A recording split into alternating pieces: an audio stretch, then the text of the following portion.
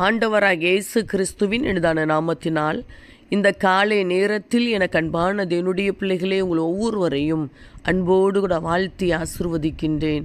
எனக்கு அன்பான என்னுடைய பிள்ளைகளே, வானத்தையும் பூமியும் படைத்த சர்வ வல்லமையுள்ள தேவனை நம்பி அவரை சார்ந்து வாழ்ந்து கொண்டிருக்கிற உங்களை பார்த்து சொல்லுகின்றார், மகனே மகளே, பயப்படாதே, உன்னை மீட்டு கொண்டேன் என்று சொல்லி.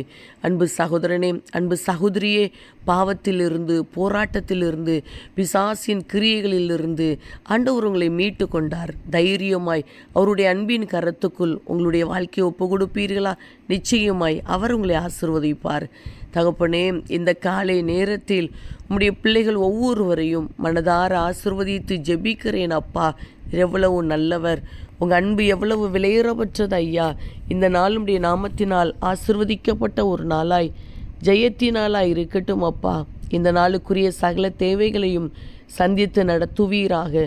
எங்கெங்கு பிரயாணப்பட்டு போனாலும் இன்றைக்கும் உடைய பிள்ளைகள் செய்கிற பிரயாணங்கள் ஆசீர்வாதமாய் பாதுகாப்பாக இருக்கட்டும்.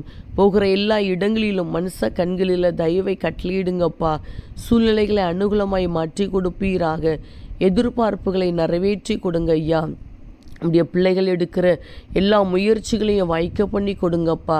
எங்கெங்கே பிரயாணப்பட்டு போனாலும் தகப்பனுடைய அன்பின் கரம் உடைய பிள்ளைகளுடைய பிரயாணத்தில் கூடவே இருந்து இவர்களை தாங்கி நடத்தட்டும் ஐயா. படிக்கிற பிள்ளைகளுக்கு நல்ல ஞானத்தையும் பாதுகாப்பையும் கொடுங்கப்பா. வேலை செய்கிற பிள்ளைகளை, தொழில் செய்கிற பிள்ளைகளை கர்த்தர் ஆசீர்வதிப்பீராக, பாதுகாத்து கொள்வீராக. வசிக்கிற வீட்டுக்குள்ளே சமாதானத்தோடு கூட வாழட்டும் அப்பா.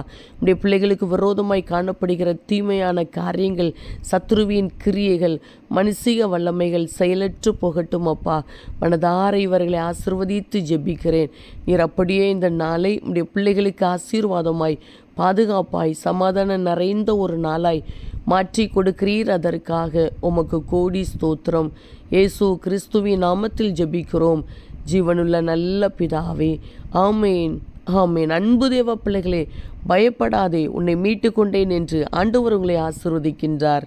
ஆமேன்.